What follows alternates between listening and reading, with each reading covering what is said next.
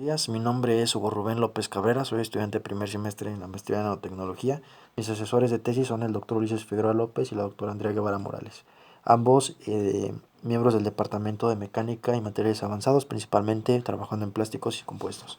Bien, pues les voy a dar un breve contexto de lo que trata mi tesis de maestría, la cual se enfoca en un área principal de mecánica conocida como mecánica de la fractura. Mecánica de la fractura se empezó a estudiar después o durante la Segunda Guerra Mundial, en donde varios de los barcos de Estados Unidos, los llamados Liberty Ships, se partieron literalmente por la mitad por este tipo de fallas.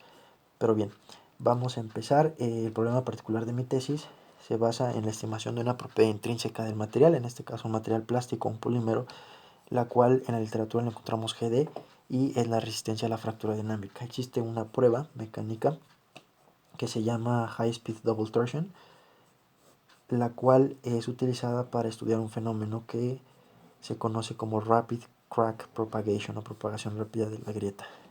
Básicamente lo que consiste esta prueba es que se tiene un espécimen o una probeta de esta forma. En este caso, digamos que es una probeta de polietileno, en donde se maquina una guía que es donde se va a propagar la grieta y en donde se impacta justamente este espécimen. Llega un striker, lo impacta de esta forma. De manera que al impactar pues existe la doble torsión, que si lo viéramos de frente se vería algo así, la doble torsión, de ahí su nombre. Entonces estas velocidades de impacto están entre 5 y 30 metros sobre segundo. La grieta entonces se empieza a propagar, y la velocidad de propagación de esta grieta, que justamente este fenómeno de fractura RCP, está entre los 100 y los 300 metros sobre segundo. Es una velocidad bastante alta y que justamente es uno de los retos de la tesis, poder instrumentar. La parte de la instrumentación de esta velocidad es de vital importancia, ya que justamente GD la vamos a tener en términos de esa velocidad, que la vamos a llamar a puntito. Entonces, la habilidad para instrumentar esto y la técnica requerida va a ser parte de los retos de la tesis.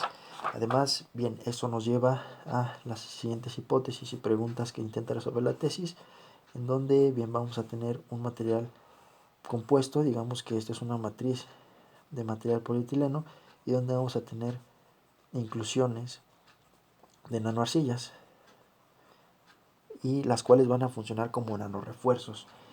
Justamente lo que queremos con estos nanorefuerzos es detener RCP o aminorarlo, ¿no? RCP. Entonces una de las preguntas es: ¿qué tanta concentración de nanoesfuerzos necesito para detener RCP a condiciones de velocidad de impacto X, a condiciones de temperatura, condiciones de tal fuerza? Entonces justamente no solamente es la concentración de nanoarcillas, sino también la temperatura, también juega un papel importante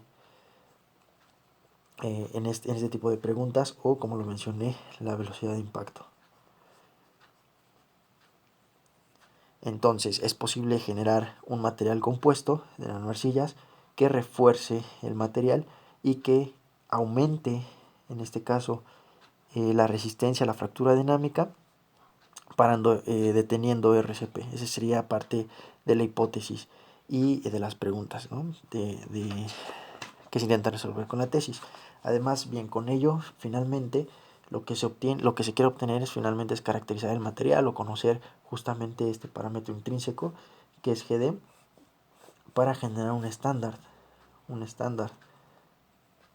Y este estándar obviamente nos va a proveer de seguridad para pruebas, o como un enfoque de diseño, principalmente en dos áreas, que es el área automotriz,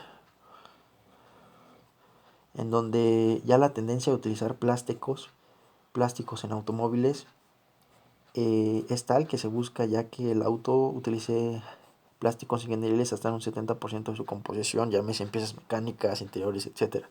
Entonces ello pues obviamente va a demandar, al usar plásticos, que en sus pruebas, por ejemplo, de choque, aquí, bueno, este es un carro, aquí chocan, y entonces qué tanto se deformó, qué tanta energía absorbió ese plástico, eh, qué tanto se fracturó, qué parte se fracturó, etcétera. Además de un término bastante de moda, que son las ciudades resilientes, donde prácticamente lo que se busca es tener la infraestructura necesaria para, después de un catástrofe o un temblor, por ejemplo, se pueda mantener una ciudad pues dotada de sus servicios básicos. Por ejemplo, en Gran Bretaña se utilizan tuberías de plástico, de polietileno, de donde fluye gas. Entonces, cuando llega un temblor, que sería las condiciones dinámicas, impactan a la tubería, pues puede causar RCP, y RCP causa una fuga de gas, y esto puede ser una explosión y todavía puede ser más catastrófico.